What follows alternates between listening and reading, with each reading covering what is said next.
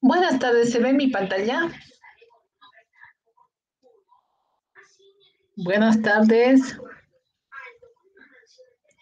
Doctora, buenas tardes. Sí, doctora.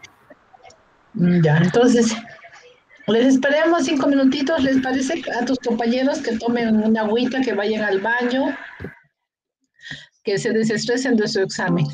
¿Listo? Y empezamos.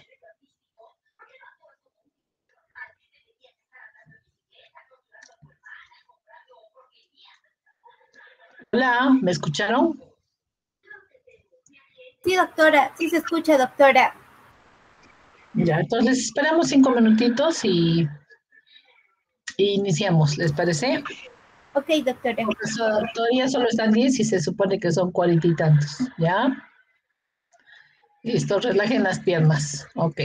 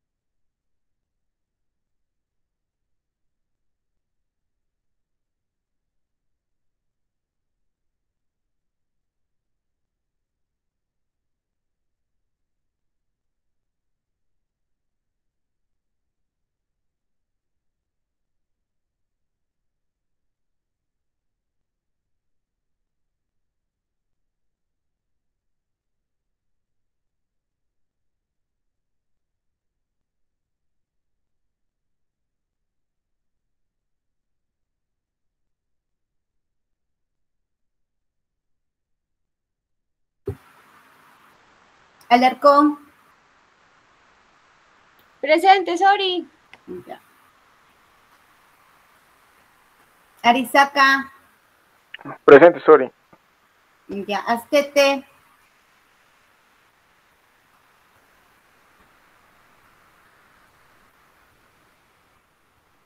Tatiana.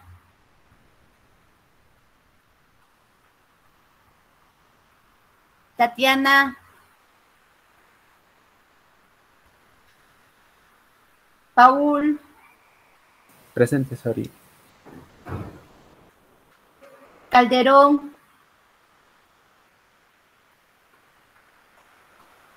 Castelo.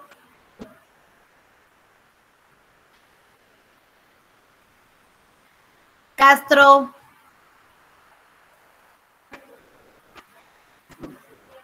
Cayo. Collo. Presente, Sori. Champi. Champi. Choque.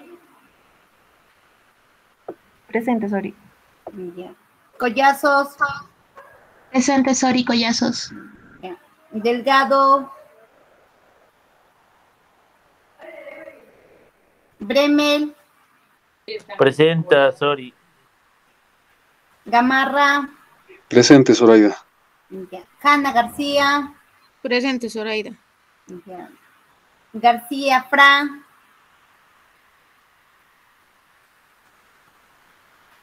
Abdel.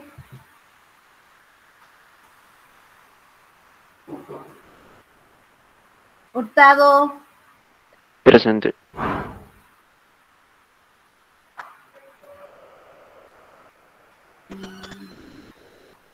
Lisandro. Presente. Ya. Labra. Presente. Lara. Presente, Sori. Mango. Presente, Sori. Mina. Presente, Sori. Ya. Ochará. Ochará. Carol. Ya. Taller. Presente, Sori. Polo. Presente. Quispe. Presente, Sori. Ya. Gabriel Patricia.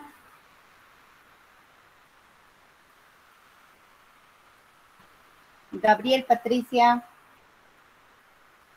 Soriano. Presente, Sori. Taona. Presente. Ya. Velázquez.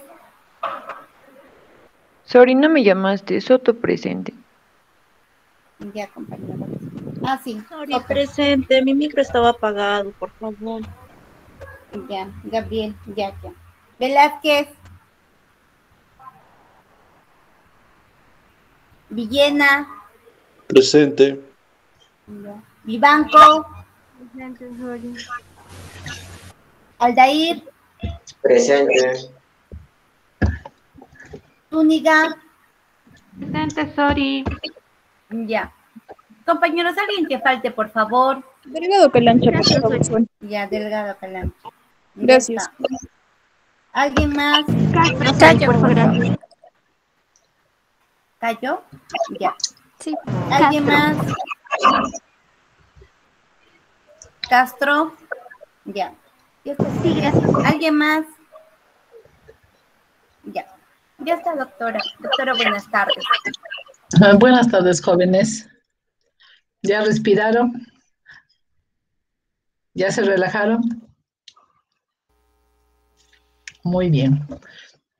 Entonces vamos a recordar algo de lo que es la fisiología de la nariz y de los senos paranasales.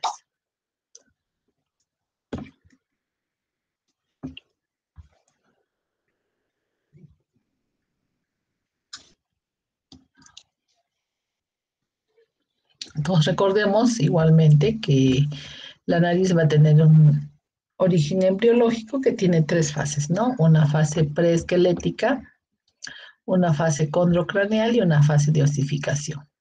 Doctora, Entonces la fase... no está proyectando nada. Ah, ok.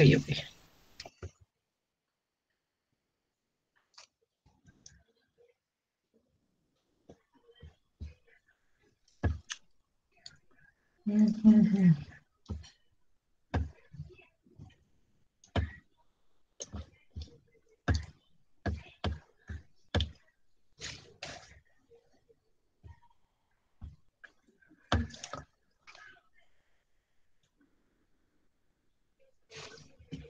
Ahora se visualiza. Sí, doctora. Sí, doctora. Ok. Entonces vamos a tener en el desarrollo de lo que es la embriología de la nariz y de las zonas paranasales, vamos a tener tres fases, ¿no? Una fase preesquelética, una fase controcraneal y una fase de osificación. Igualmente que en el oído se van a formar unas placodas, ¿no? Que son unos botones mesenquimáticos rodeados de estos elementos, que son las placodas nasales externas. Y la fosa condrocraneal va a proveer a la nariz de un marco cartilaginoso, así como va a existir un influjo de elementos celulares y fusión de elementos esqueléticos que le van a dar la sostenibilidad a la misma. Entonces vamos a tener inicialmente un proceso que es el proceso frontonasal, el proceso maxilar, que va a corresponder a los senos, y un proceso mandibular. Un orificio que es el estomadeo, que va a permitirnos diferenciar pues lo que es la cavidad oral y va a individualizar lo que son las fosas nasales. Entonces el ectodermo de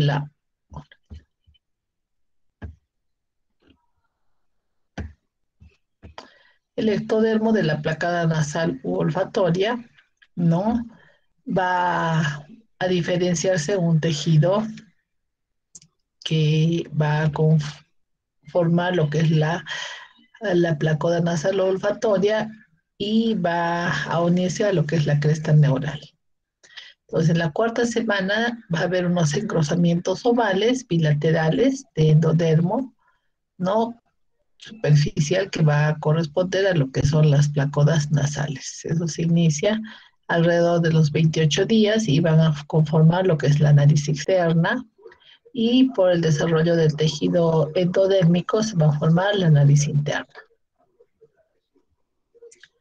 ¿no? Entonces vamos a tener que evidentemente el proceso frontonasal es el que va a comandar aquello. Vamos a tener los procesos maxilares y los procesos mandibulares, ¿no? Y esas a su vez se van a dividir en una porción medial y en una porción lateral, esas prominencias, y de ahí vamos a tener el origen para lo que es el surco nasolagrimal. La expansión de los mismos va a permitir formar los meatos, ¿no? Y evidentemente las cavidades a medida que van introduciéndose hacia la línea media y a la parte interna. Entonces la nariz externa se va a formar por una depresión que separa el botón maxilar de las prominencias nasales, y eso se va a conocer como la ranura nasolagrimal. La formación ósea del septum va a estar a cargo de lo que es la prominencia frontonasal. Ahí tenemos algunas imágenes y vamos a ver que la nariz interna se va a formar por unos sacos nasales que van a estar separados de la cavidad bucal por la membrana buconasal, que se rompe entre la sexta semana. Entonces va a formar igualmente un tapón epitelial, ¿no? Que va a atavicar todo lo que es la mucosa de la nariz.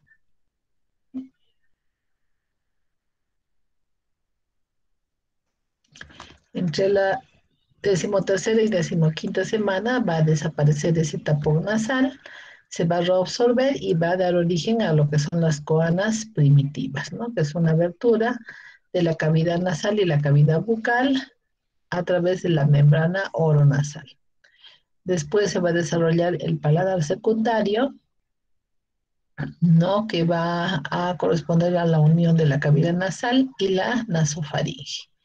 Y vamos a tener también en la pared externa el desarrollo de lo que son los cornetes medio, inferior, medio y superior.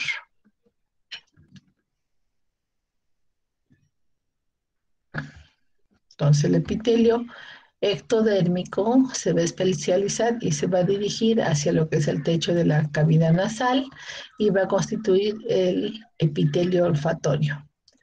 El cornete inferior va a aparecer por encima del proceso palatino y se van a formar unos pliegues que aparecen en la región etmoidal a nivel del cornete superior, medio e inferior.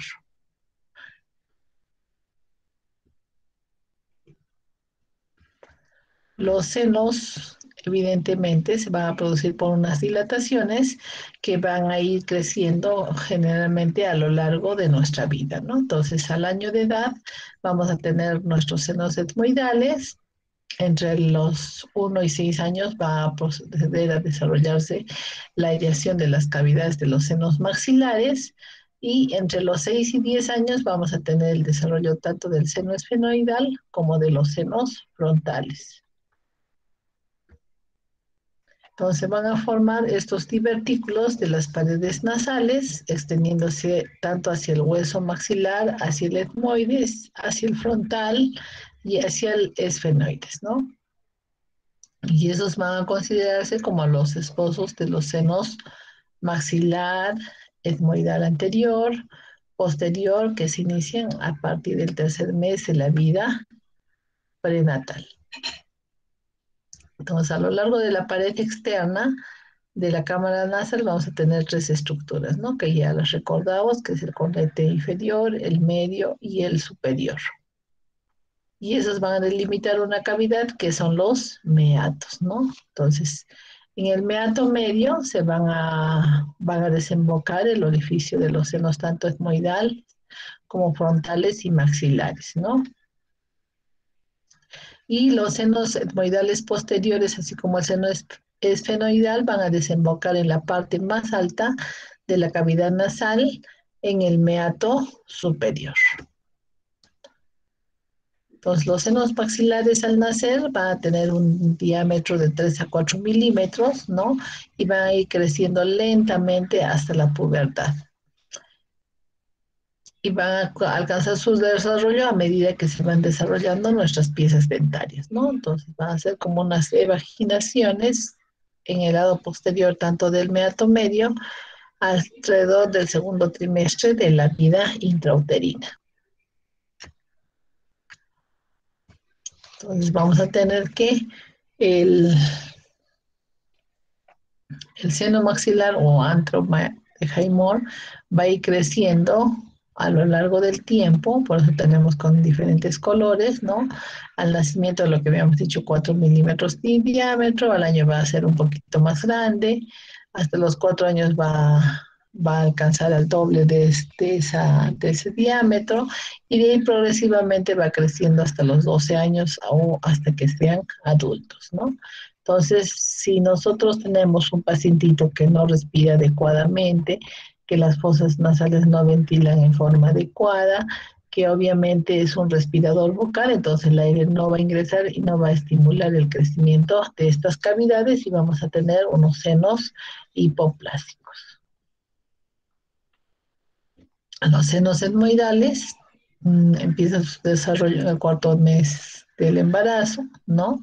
Generalmente son una agrupación de 3 a 15 células, las que se van aireando y radiológicamente las vamos a ver como un panal de abejas, ¿no? Los senos etmoidales junto con los senos maxilares van a ser los únicos que estén presentes en el momento del nacimiento, por lo tanto van a ser los causantes de que los niños cursen con problemas de sinusitis tanto maxilar como de sinusitis etmoidal, que generalmente en esta sinusitis etmoidal lo catalogan como fiebre de origen desconocido o genera bastantes cuadros febriles que ponen pues a los pediatras en movimiento, ¿no?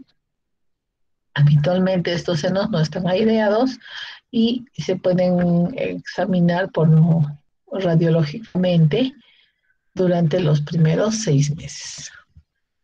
Pues los senos etmoidales van a ser unas celtillas que van a estar antes de los 2 años y van a empezar a desarrollarse entre los 6 y 8 años.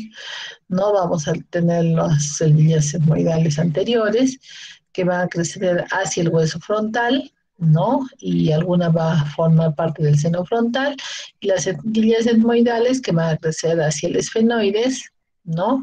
Y van a alcanzar su máximo desarrollo a los 12 años. El seno frontal, a su vez, es importante a partir de los 12 años de edad, en el que evidentemente ya en la época de la pubertad y adolescencia van a alcanzar su máximo tamaño. Entonces, generalmente los senos frontales son supraorbitarios, ¿no? Y luego vamos a tener que por debajo de él se van a posicionar los senos etmoidales. Entonces, los senos frontales van a tener diferente tamaño de acuerdo al rostro de cada individuo, ¿no? Pueden ser bilaterales simétricos o pueden ser asimétricos, como vemos en esta imagen, ¿no? Podemos tener unos conductos de drenaje muy, muy estrechos, unos conductos más amplios, lo que va a favorecer al problema de una sinusitis frontal y lo que aqueja a los pacientes por una sensación de dolor en la cabeza, de pesadez, ¿no? De congestión, de que se les cae absolutamente todo, ¿no? Entonces, el seno frontal va a crecer entre los 4 a 8 años de edad, ¿no? A los 7 años se puede visualizar en las radiografías y va a terminar su crecimiento a los 20 años. El seno esfenoidal va a iniciar su osificación en el primer año y va a terminar de crecer desde la adolescencia hasta los 30 años de edad. Debemos de recordar que nosotros tenemos un elemento que es la pirámide nasal, ¿no? Entonces tiene un vértice superior, una raíz y una depresión subclavelar. Las paredes se van a unir en la línea media, o sea, conocido como dorso nasal. La pared posterior va a continuarse con las fosas nasales y va a tener bordes laterales, ¿no? O sea, hacia arriba el surco palpebral, hacia abajo el surco nasogeniano, en la base va a estar las narinas, ¿no? O el surco sublabial,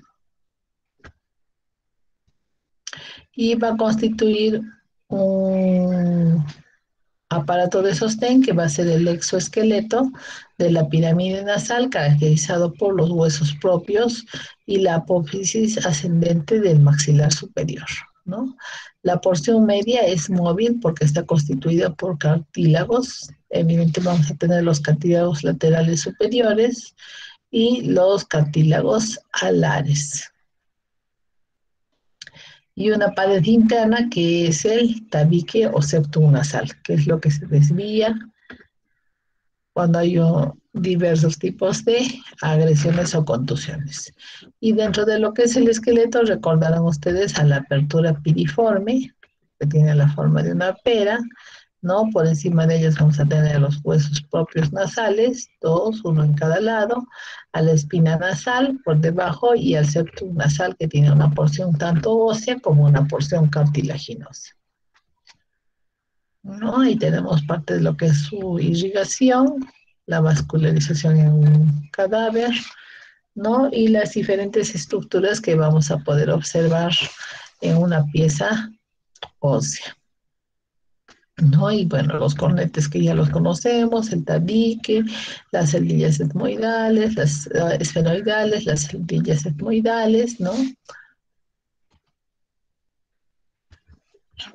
El orificio de las coanas.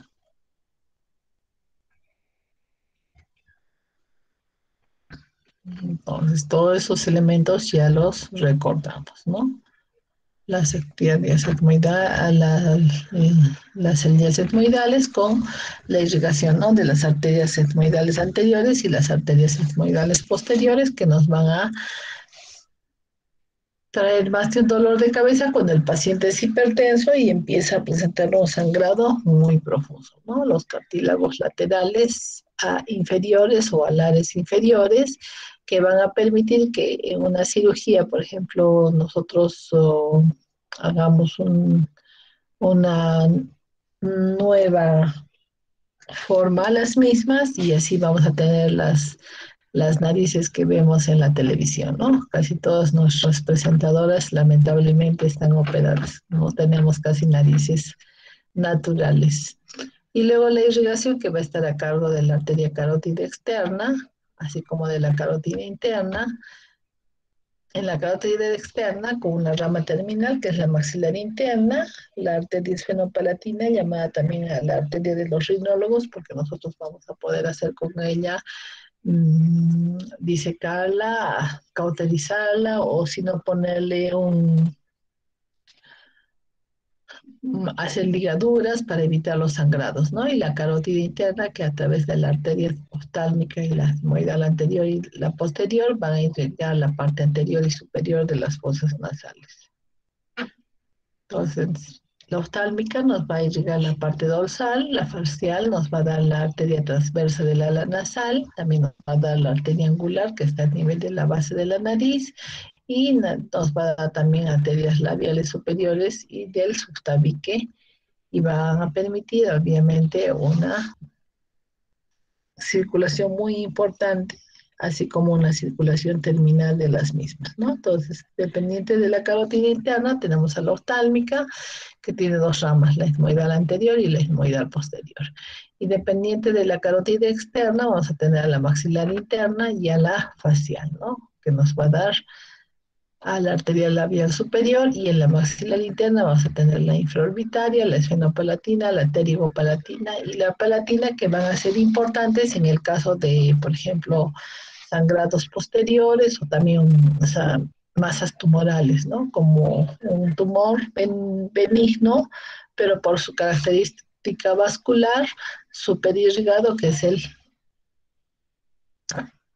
fibroangioma o angiofibroma. Aquí tenemos un esquema de lo que es la irrigación: la arteria etmoidal anterior, la arteria etmoidal posterior, ¿no es cierto? La arteria esfenopalatina, vamos a tener el plexo de Kieselbach, que es la unión de todas esas arterias, ¿no? De la facial también, que van a confluir en el tercio anterior del septo cartilaginoso y van a traernos problemas de sangrados, sobre todo en la infancia y adolescencia, o en personas que manipulan excesivamente el área del tabique. Entonces, el drenaje linfático se va a dar a través de una red externa, ¿no? Que es tanto de la musculatura como del periósteo, como del tejido pericondral, y una red interna que va a llevar el drenaje linfático tanto del vestíbulo nasal hacia los ganglios submaxilares, ¿no? Y en la red externa van a estar también comprendidos los cornetes inferior y medio, la cola del cornetes, la mucosa respiratoria, la mucosa olfatoria, que van a tributar hacia los ganglios retrofaringeos de la cadena cervical profunda. Y en la inervación debemos recordar que el nervio oftálmico va a dar una rama, que es la rama nasal interna y la nasal externa, así como la nasolobar. El nervio maxilar superior va a dar el nervio esfenopalatino, el nervio nasal superior, el nervio nasal interno y los nervios palatinos, así como vamos a tener ramas sensitivas que van a estar dadas por el quinto par. El simpático va a estar por el vidiano, ¿no? El simpático cervical, y ramas parasimpáticas por el intermediario, así como el petroso superficial mayor, el vidiano, que van a generar vasodilatación y rinorrea. El facial nos va a inervar lo que es la parte muscular. El trigémino va a dar la sensibilidad tanto de piel y de mucosas. El nervio oftálmico, tanto el nasal externo como el etmoidal anterior, y los infraorbitarios van a ir hacia que es la parte interna de la nariz y de las alas nasales, así como el vestíbulo cutáneo, ¿no? Entonces vamos a tener evidentemente a ciertos ganglios, como el ganglio trigeminal, el ganglio esfenopalatino, el ganglio geniculado, ¿no? Que nos va a dar parte de lo que es la sensibilidad de la nariz. Entonces, las fosas nasales, como recordamos, son dos conductos estrechos que son anteroposteriores, ¿no? Que tienen elementos cartilaginosos y elementos óseos, ¿no? Está dado por la rama perpendicular del etmoides, Por el pómer, en la zona anterior va a estar el cartílago cuadrangular porque tiene la forma de un cuadrado y que vamos a individualizar en el momento de hacer una cirugía de tabique. Generalmente vamos a decolar desde este borde anterior hasta el tercio posterior para corregir los problemas de desviación y permitir que el paciente pueda respirar mejor. En la pared externa, evidentemente, vamos a tener varios elementos que son los cornetes inferiores, medios y superiores.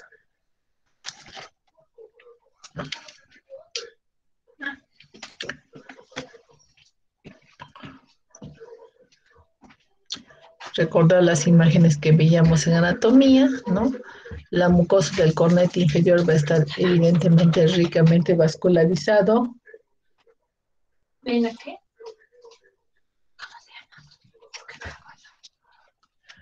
Ricamente vascularizado, entonces se va a congestionar y también va a generar obstrucción en las fosas nasales, ¿no? Cuando haya algún problema de alergia, obviamente se van a congestionar y van a generar una respiración bucal. Recordemos que en el meato inferior va a desembocar el conducto nasolagrimal, en el meato superior va a drenar tanto el seno esfenoidal como los esmoidales posteriores, y en el meato medio van a drenar los senos maxilares frontales y esmoidales anteriores.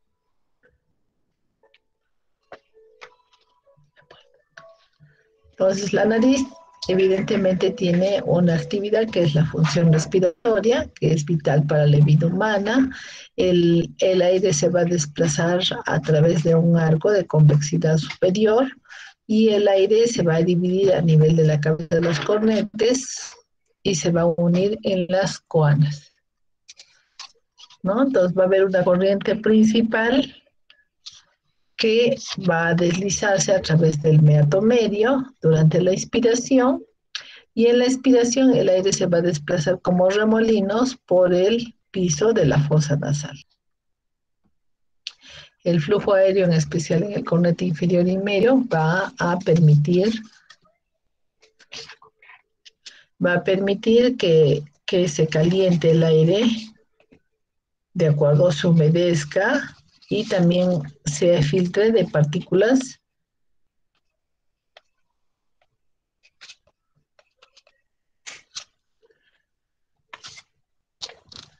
que ingresan actualmente por la contaminación, por el polvo, y eso va a generar también problemas de alergia en los pacientes, ¿no?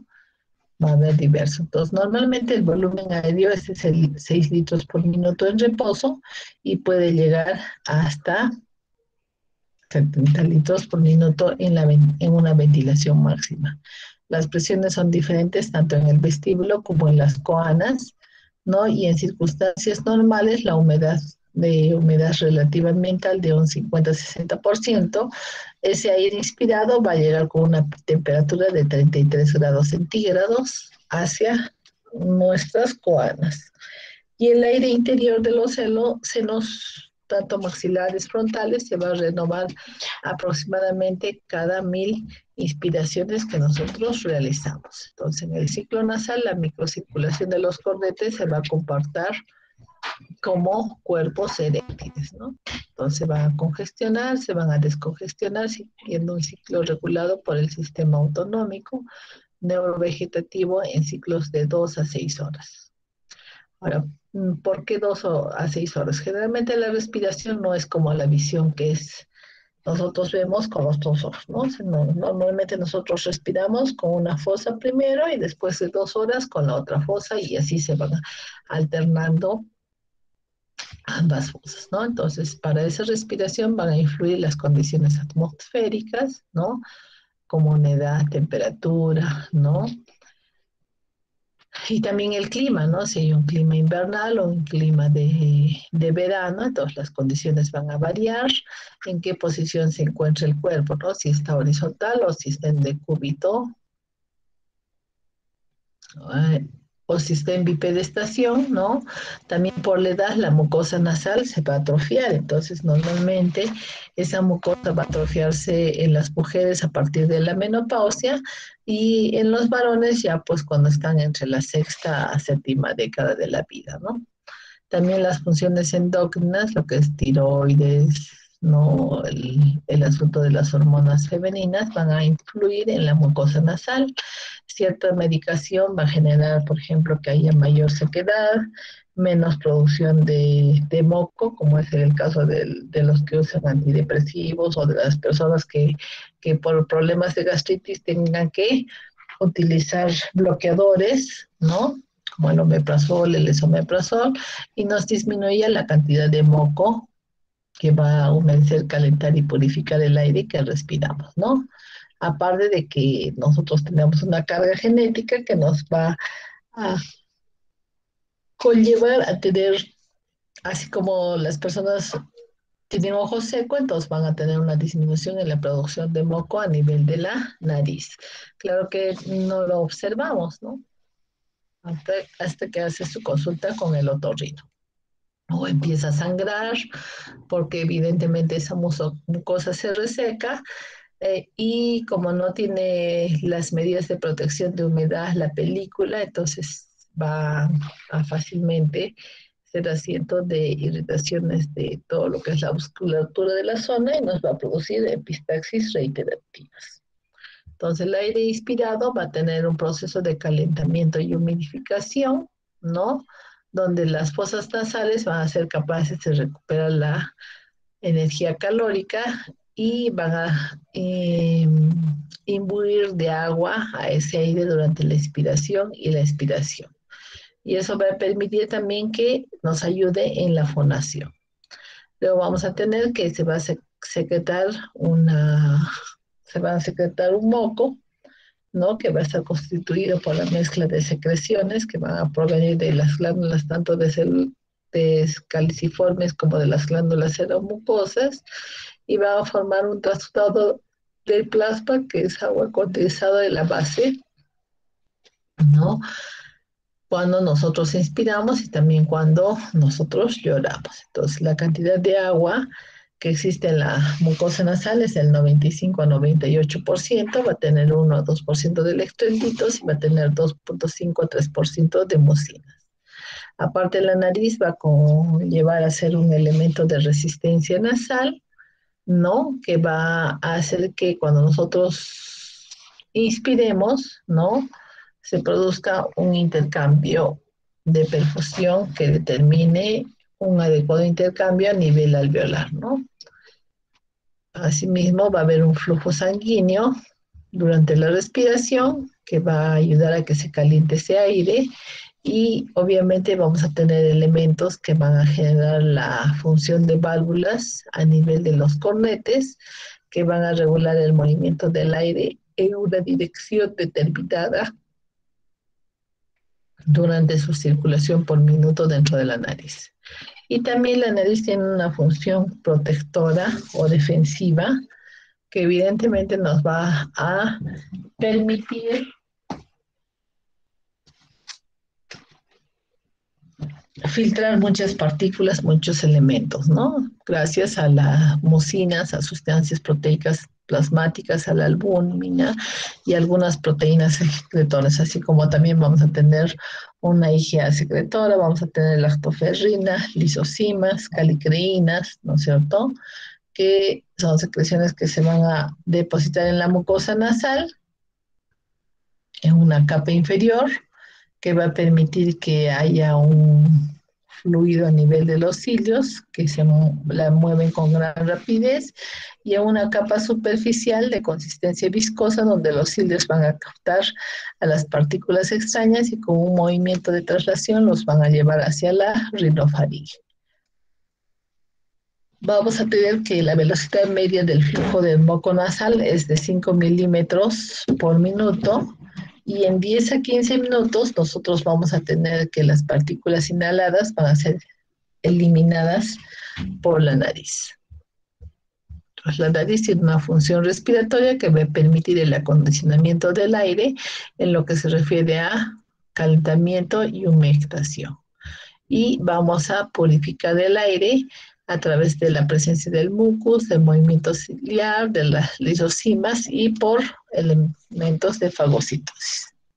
Entonces, en lo que es la función olfatoria, nosotros vamos a ver que a través de la nariz vamos a sentir olores y vamos a procesar esa información, ¿no? La nariz es el sistema más antiguo y vital de los seres vivientes, ¿no? Es una forma de comunicación entre los seres animados y va a influenciarse en la reproducción, ¿no? Y también va a influenciar en el gusto. Entonces, la mucosa olfatoria, que está en la zona posterior superior de la cavidad nasal, que tiene una superficie de 2 centímetros cuadrados en el adulto, que se encuentra por encima del cornete superior, ¿no? Y del septum nasal, va a permitir que nosotros podamos sentir diversos aromas y olores. Entonces, aquí en esta zona va a haber un neuroepitelio con células de soporte, células olfatorias con cilios, algunas glándulas que también van a producir moco. Entonces, estas células son células bipolares con dendritas que se van a apoyar tanto en la cavidad nasal y van a terminar engrosándose con cilios quimioreceptores, ¿no? Y van a atravesar la lámina cribosa del esmoides, van a llegar al bulbo olfatorio donde van a hacer sinapsis con células mitrales y van a conformar lo que se llama el glomérulo olfatorio. Entonces, el bulbo olfatorio está ubicado en la fosa anterior, en la base del lóbulo frontal, ¿no? El sitio de la sinapsis que va a formar el glomérulo va a producir una convergencia de la información, va a haber una distribución espacial del epitelio del bulbo, van a salir conexiones hacia lo que es el área olfatoria, tanto media como la lateral.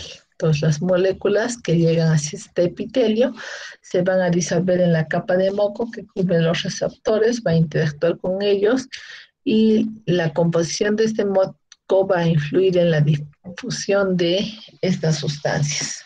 Entonces, también el moco nos va a servir como elemento de aclaración, ya que nos va a permitir el poder percibir ciertos olores. La información de los receptores se va a organizar en patrones que van a ir hacia el cerebro y los va a interpretar como diferentes olores donde va a existir una memoria olfativa individualizada para cada persona, ¿no? Y se va a formar generalmente en los primeros años de vida. Pues la información olfatoria va a viajar a través del sistema límbico hacia la corteza cerebral, donde se da el pensamiento consciente y ahí se va a combinar lo que es el olor con el sabor. Y nos va a dar una sensación de el gusto con los olores y nos va a dar una sensación de sabor.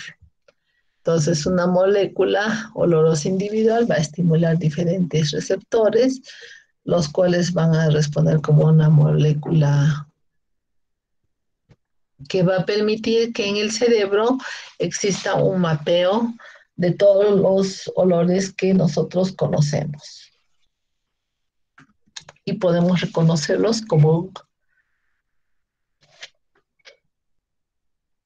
aroma único. Entonces, las neuronas periféricas van a recibir información desde el medio ambiente, la van a transmitir al cerebro, que se va a traducir en un código neuronal para permitir una discriminación compleja de lo que es la información del olfato, ¿no? Las sustancias odorantes generalmente son compuestos químicos volátiles transportados por el aire inhalado al epitelio olfatorio de la región olfatoria. El odorante tiene que tener ciertas características como ser soluble en agua, presión de vapor lo suficientemente alta, una baja polaridad, una lipolicidad y tensión superficial. Entonces, las células mitrales obviamente van a llevar el mensaje hacia las partes superiores del sistema nervioso central, ¿no? Van a decodificar esta información para generar una respuesta correspondiente. Entonces, normalmente hay personas que pueden identificar hasta 10.000 olores diferentes, ¿no? Nosotros probablemente muchos menos. En la superficie de cada célula receptora se van a encontrar varios tipos de receptores para oler ciertas sustancias. Esos odorantes se van a disolver en un ambiente acuoso.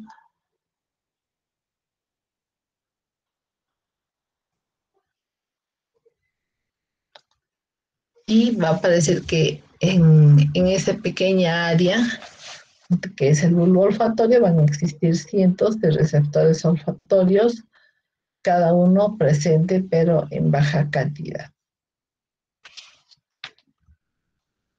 Entonces, cuando una sustancia llega, ¿no?, a activar un receptor AMP cíclico, ¿no?, ligado a una proteína, ese AMP cíclico va a abrir los canales iónicos de sodio, potasio y calcio, va a producir una despolarización, ¿no?, a nivel de las membranas celulares.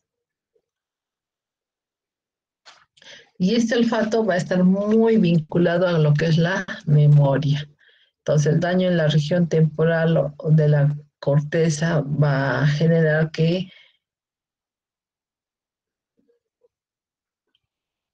no permita al individuo detectar ciertos olores e identificarlos apropiadamente.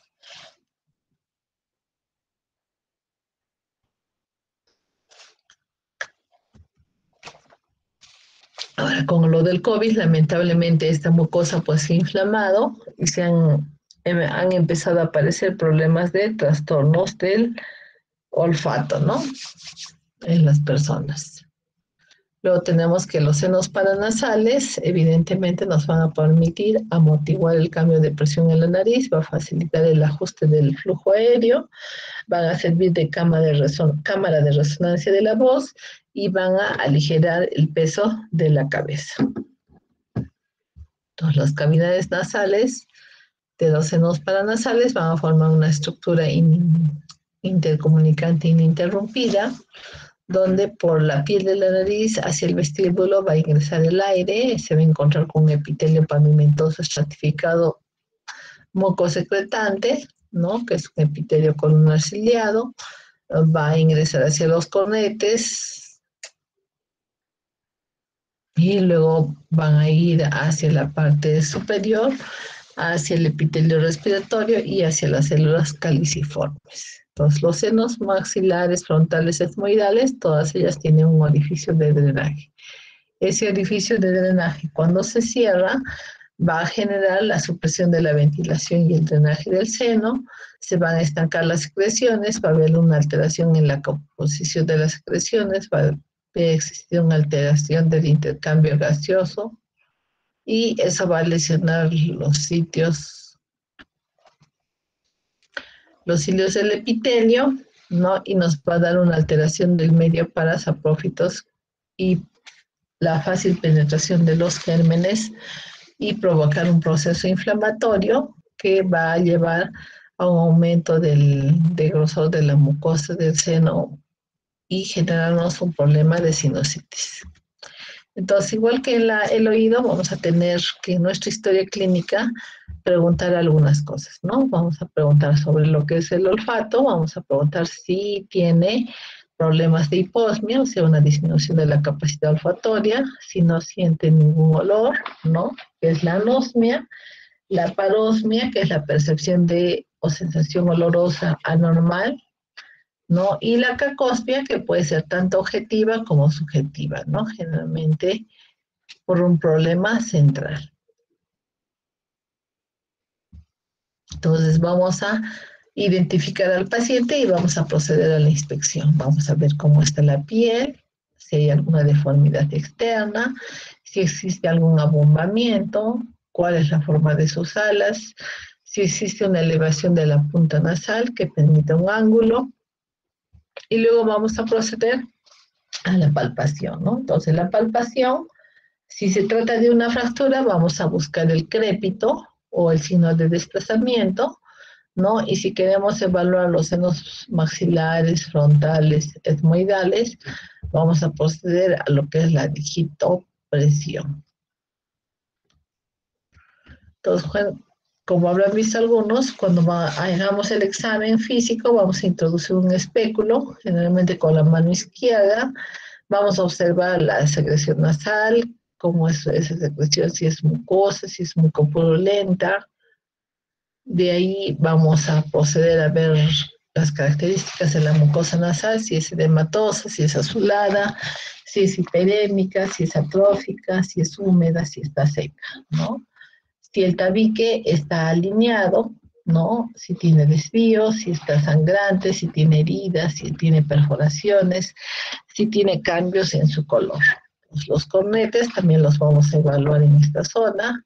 Vamos a ver, generalmente vamos a ver el cornete inferior y vamos a buscar pólipos, que son pequeñas masas, ¿no?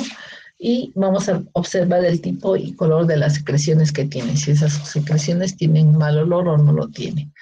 También vamos a tratar con un espejito laringio de visualizar las coanas, el techo en este caso, si el paciente tiene pólipos y hay un problema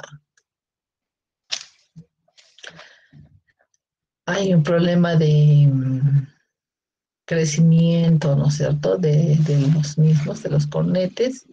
Entonces vamos a hablar de que los cornetes pueden ser normotróficos con tamaño y forma normal, pueden ser hipertróficos que ocupen toda la fosa nasal, o pueden estar disminuidos en su volumen y los vamos a catalogar como atróficos. Generalmente hay atrofia en personas más de edad, ¿no?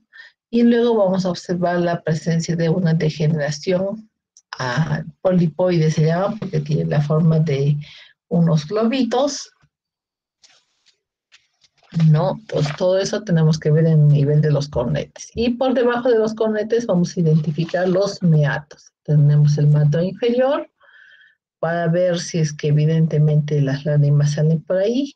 Tenemos el meato medio, ¿no? Ya habíamos indicado que va a haber una disminución a nivel de secreciones, puede haber una disminución de secreciones en el meato inferior, y ese orificio del conducto nasolagrimal presente costras a ese nivel, ¿no? También vamos a observar la presencia de unas masas como racimos de uva, que generalmente se encuentran en el meato medio, ya que corresponden a pólipos tanto del meato inferior como del cornete medio, ¿no? Dependiendo también de los senos maxilares, como del cornete superior. En el techo tenemos que buscar pólipos, masas en relación a tumores. Tenemos que ver cómo esta cintura olfatoria, ¿no es cierto?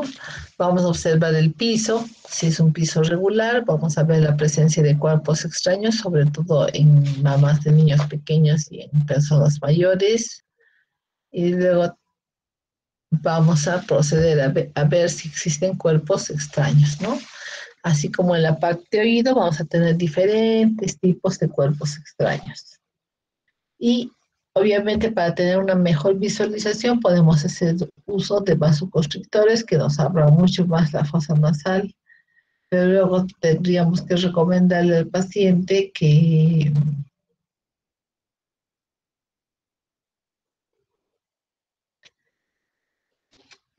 vamos a usar ciertas sustancias que van a permitir que a manera de vasoconstrictores los cornetes reduzcan de tamaño y podamos ampliar la visión de la cavidad, individualizando lo que son los cornetes. Aquí tenemos el cornete inferior, aquí por debajo vamos a tener el meato inferior, el cornete medio, el meato medio, ¿no? Estos cornetes también pueden tener dilataciones a manera de globos, donde vamos a tener una mucosa, un esqueleto óseo y aire por dentro. Y generalmente ese aire o el cornete cuando se congestiona se va hacia la línea media, al chocarse con el tabique va a formar un corte de energía eléctrica,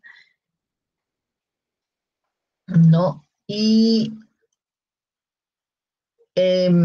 va a estimular a que ese contacto de la superficie del cornete con la mucosa del tabique nasal va a generar una descarga eléctrica. Esa descarga eléctrica va a generar un problema de una neuralgia trigeminal que puede estar acompañado también de un problema de migraña. Entonces, generalmente esos problemas migrañosos, sobre todo en personas que tienen el tabique desviado, les vamos a recomendar que se operen para disminuir esos episodios de dolor. Y en una rinoscopía posterior vamos a poder evaluar el orificio posterior, que son las coanas. Vamos a ver la cola de los cornetes inferior, medio y superior. Vamos a ver el tabique. Vamos a observar todo lo que es la epifaringe, el techo, los orificios de la trompa de Eustaquio. Vamos a ver cómo se encuentra esta mucosa nasal. Podemos proceder a hacer una palpación bimanual si el paciente está sedado, ¿no? Y podemos hacer aquello. Luego vamos a proceder a hacer un tacto nasofaringeo, ¿no? Nos vamos a poner un guantecito, vamos a introducir nuestro dedo por detrás de la campanilla, ¿no? Generalmente previa anestesia tópica en pacientes mayores en busca de masas tumorales. Y en niños vamos a tener que hacer solamente eso cuando el paciente esté anestesiado para que no nos muerde el dedo. Y podemos hacer uso de algunos exámenes complementarios como es la rinomanometría, que nos va a medir la presión de corriente que ingresa por cada fosa nasal, nos va a dar un valor de resistencia de esa corriente, esa resistencia al paso del aire, donde hay una resistencia normal, que es catalogada como 1, cuando hay un aumento de la misma se cataloga como 2, y cuando existe mayor resistencia, obviamente va a haber menor flujo y se cataloga como una resistencia al aire disminuida. Y aquí tenemos algunas de las curvas rescatadas. También vamos a tener un estudio tanto de la calidad como de la cantidad de lo que la persona huele, y evidentemente la olfatometría va a ser un examen subjetivo, ¿no? También vamos a tener potenciales evocados olfatorios que nos den un registro cuantitativo de las sustancias que se huelen, ¿no? Y de la vía olfatoria. Entonces aquí tenemos un detalle de algunas lesiones que van a dañar, pues, y van a causar alteraciones a nivel olfatorio, ¿no? Por ejemplo, tenemos que una desviación de tabique nos va a dar una disminución en la percepción de los olores, ¿no? Podemos también tener una sinusitis, eso nos va a inflamar la mucosa y no va a permitir que las sustancias odoríferas se desplacen hacia el techo de las fosas nasales. Vamos a tener también la presencia de pólipos, de tumores que no permitan que las sustancias puedan ir hacia las células sensoriales, y los pacientes nos van a referir hiposmia o anosmia, ¿no? Tenemos diferentes cuadros. Y aquí vamos a tener un enlace para lo que es ver un examen de endoscopía laringea, que lo vamos a ver luego en algún otro paciente. Entonces podemos tener una visión directa de lo que es las fosas nasales, ya sea de las coanas. En este caso estamos introduciendo un endoscopio, ¿no? Generalmente, de preferencia para hacer este examen, vamos a pedir un endoscopio de 70 grados que nos permita ver si el paciente tiene adenoides, tiene crecimiento de los cornetes, y nos va a dar una imagen como esta. También vamos a aprovechar con esa misma óptica de visualizar lo que es la laringe. Entonces, ¿qué radiografías vamos a solicitar? Vamos a solicitar una radiografía de Waters, que es una mentonasoplaca, una radiografía de Cadwell, que es la frontonasoplaca. Si estamos en un primer nivel, también la placa de Hirsch, que es una placa postero-anterior, ¿no? Y aquí tenemos la placa de Waters, que nos permite evaluar los senos maxilares, ¿no? los senos frontales, que hemos dicho que pueden ser asimétricos. Vamos a ver algunas celdillas etmoidales, como vemos aquí, ¿no? Vamos a observar las órbitas, vamos a ver el reporte infraorbitario, vamos a evaluar el arco cigomático. Y si evidentemente hay problemas patológicos, vamos a encontrar una imagen de nivel hidroaéreo, o sea, contenido líquido y contenido de aire. Entonces, si tenemos un nivel hidroaéreo, vamos a pensar en hacer una cirugía, ¿no? ¿Por qué se ha producido esa colección de líquido? Porque el ostium es muy pequeño, el ostium está edematizado, entonces no permite que el moco se elimine y quede atrapado. Y eso nos va a llevar a un problema de una sinusitis. Podemos verlo así claramente como un nivel hidroaéreo o lo podemos ver ligeramente el seno casi al 90-80% velado. El tabique que es este, los cornetes, cornete inferior, cornete medio.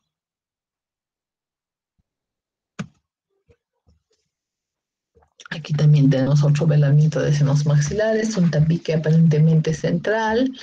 Aquí tenemos un tabique hacia un lado y hacia el otro lado, probablemente esté desviado.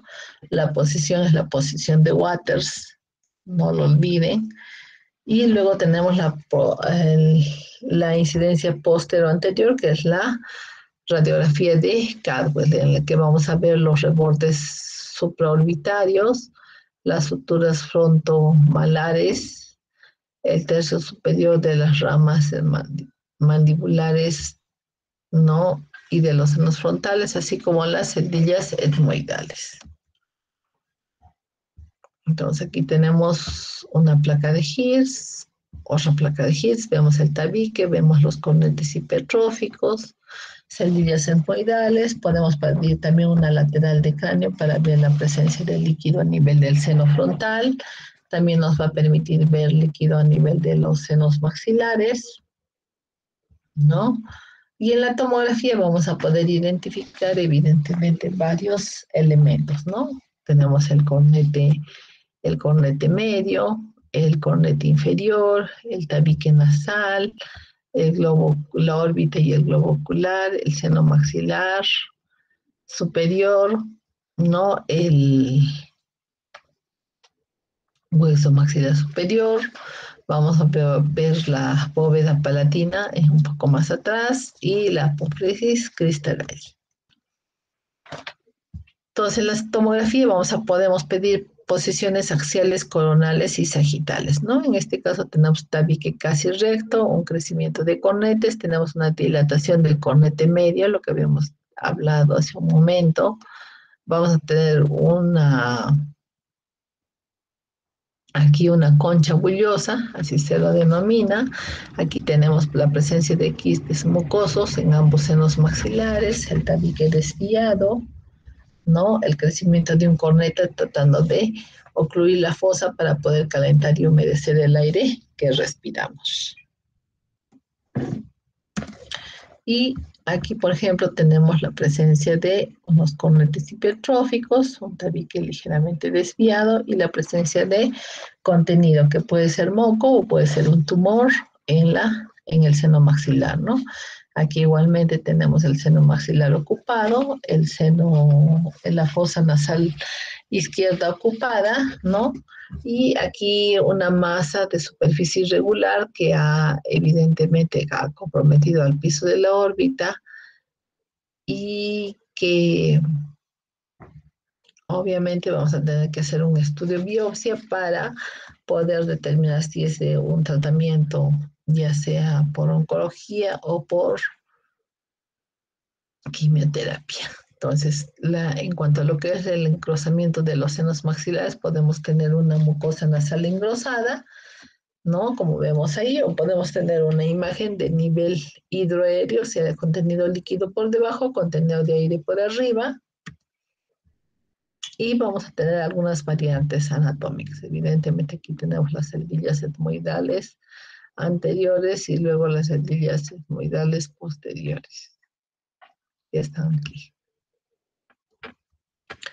Entonces, Cuando hablamos de desviación del tabique, cuando el eje del septum está por fuera de la línea media.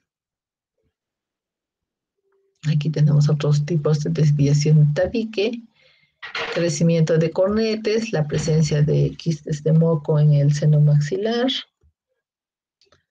¿no? Acá unos senos maxilares muy pequeñitos, sobre todo el derecho hipoplásico, ¿no? El seno maxilar izquierdo más desarrollado. Aquí vemos que existe falta de cartílago septal, probablemente se trate de un paciente con una perforación de tabique. Entonces, ¿qué la vamos a poder visualizar al examen tomográfico ahora que estamos en tiempos de COVID y que no hacemos muchos exámenes presenciales? Entonces, aquí tenemos otras imágenes de perforaciones septales que llegan hasta casi cerca a la coana. Tenemos aquí una dilatación desde el cornete medio que se conoce como concha bullosa, el tabique desplazado, que es un desvío de tabique, otro tipo de concha bullosa. Y va a haber pacientes que evidentemente la mucosa nasal va a atrofiarse y va a generar una rinopatía atrófica, pero los síntomas van a ser muy importantes, muy incómodos para el paciente. Y también vamos a tener un crecimiento excesivo, sobre todo a nivel de los cornetes, ¿no? Que radiológicamente lo vamos a ver como unas masas que están intentando salir de las cavidades. Y por esta obstrucción de los orificios de drenaje de los senos maxilares vamos a tener la presencia de sinusitis.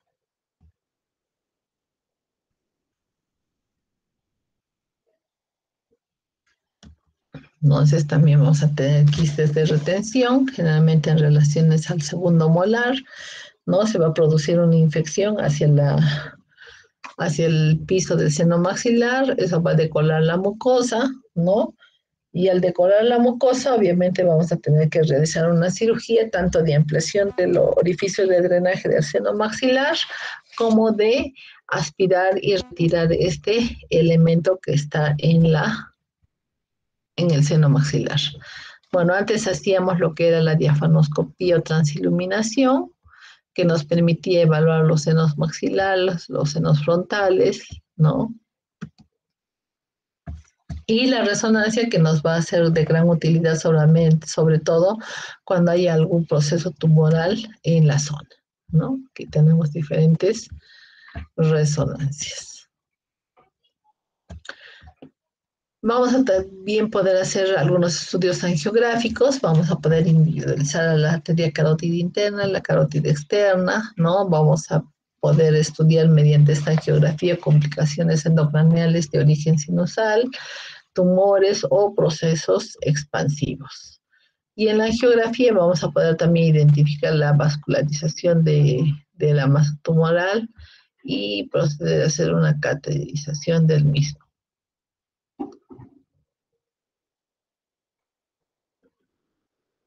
Entonces, la geografía nos va a permitir conocer la vascularización, va a ser un método de diagnóstico un poquito invasivo, pero también nos puede ayudar como método terapéutico, porque en caso de un tumor nosotros vamos a producir una embolización y eso va a ayudar a que al momento de extraer el tumor exista menos sangrado en el paciente.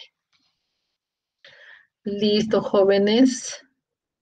Espero que hayamos recordado algo de lo que era nuestros estudios de anatomía, embriología. Ya, vamos a hacer más hincapié en la parte clínica. ¿Alguna pregunta hasta ahí? En la práctica vamos a poder ver algunas radiografías y tomografías que nos permitan reconocer mejor las estructuras. Ahora, actualmente ya con el uso de la tomografía, pues se ha abaratado también los costos, entonces 300 soles, 350 soles son más accesibles a las personas, ¿no? Así es. ¿Alguna pregunta? ¿O se han dormido?